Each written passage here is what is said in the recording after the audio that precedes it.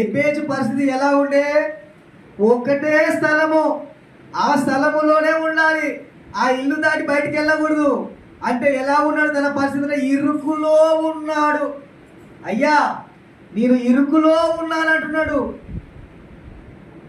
ఇప్పుడు ఈయన ఏమంటున్నాడు?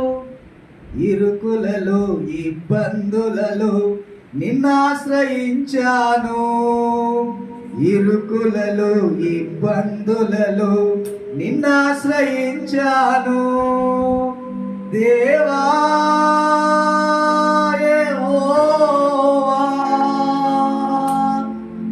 నా సరిహద్దులను విశాలపరచుము.